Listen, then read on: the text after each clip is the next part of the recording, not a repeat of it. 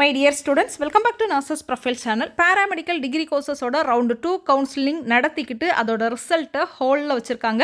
அந்த ரிசல்ட் குறித்து நமக்கு கடைசியாக வந்து ஜட்ஜ்மெண்ட்டோட ஆர்டர் பற்றி தான் நம்ம இதில் டீட்டெயில்டாக பார்க்க போகிறோம். நிறைய பேர் இது குறித்து கேட்டுகிட்டே இருக்கிறீங்க. ஸோ உங்களுக்கு ஒரு கிளாரிட்டி கிடைச்சா பெட்டராக இருக்கும்னு நான் ஃபீல் பண்ணனால இந்த வீடியோ வந்து மேக் பண்ணியிருக்கேன். ஸோ இந்த ஆர்டர் வந்து ரிலீஸ் ஆன டேட் வந்து 15/9/2025. கேஸ் நம்பர் கூட நான் என்ன செஞ்சுருக்கேன் அப்படின்னா மென்ஷன் பண்ணியிருக்கிறேன்.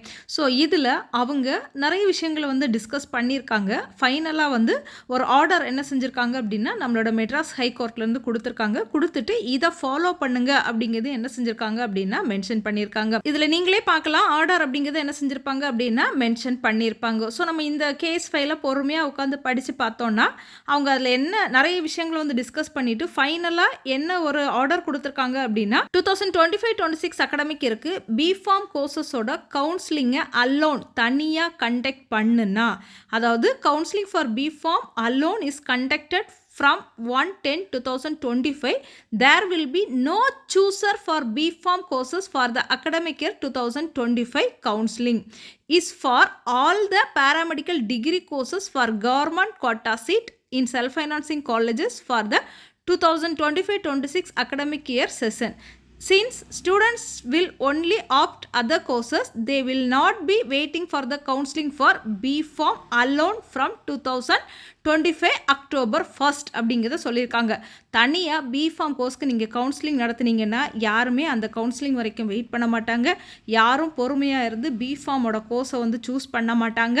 யார் யாருக்கு என்னென்ன கோர்ஸ் வந்து கிடைக்குதோ அதில் என்ன செஞ்சுருவாங்க அப்படின்னா ஜாயின் பண்ணிடுவாங்க. ஸோ அதனால் in view of the above, the fourth respondent is hereby directed to conduct the counseling for paramedical degree courses for government quota seats in self-financing colleges for academic year 2025-26 from 1/10/2025 as per the direction issued by the Honorable Supreme Court of India அப்படிங்கிறத என்ன செஞ்சுருக்காங்கன்னு சொல்லியிருக்காங்க.